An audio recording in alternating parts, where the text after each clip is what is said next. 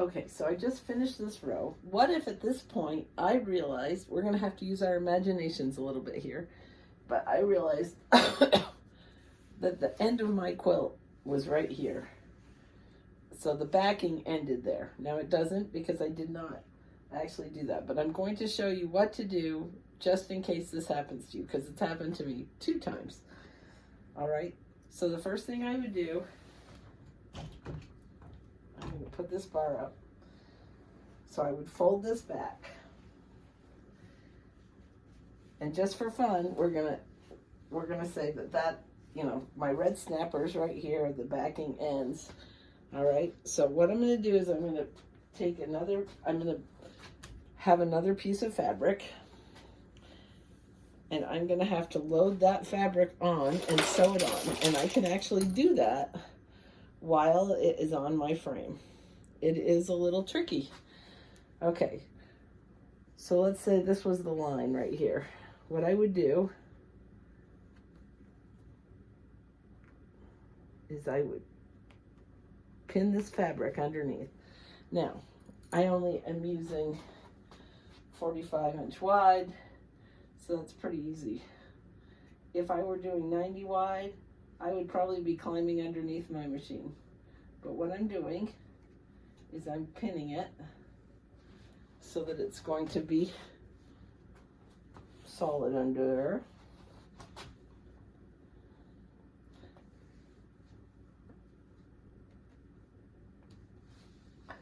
So usually when you're short, you're only short a little bit. So I've never had to pin on more than about a half a yard. And I think that that's probably pretty normal.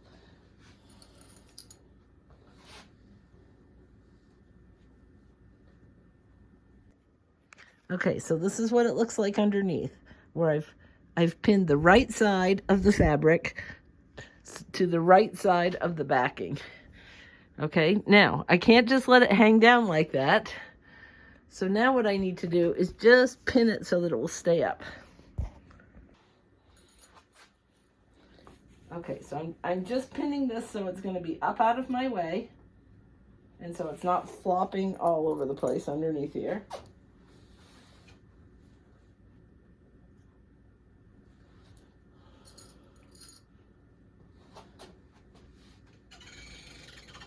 Oops, I didn't turn that off.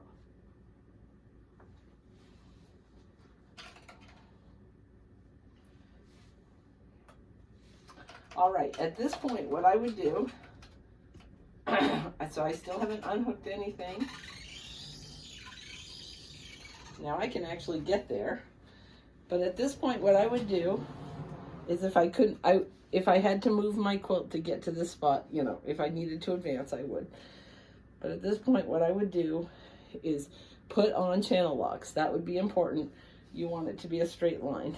So I would put on my channel locks, and I would sew straight across. All right. And then what I would do is unpin or unhook my red snappers. And I'm going to take these pins out. And right now, everything would be hanging. And then this piece that is now my new end of my quilt, I would go ahead and attach that. So I just gave myself like 18 extra inches of space to quilt. It is life-saving to be able to do this while it's on the frame, that you don't have to take it off. All right, so hopefully you understand what I'm talking about. I didn't really want to have to cut off the backing and then sew it back on.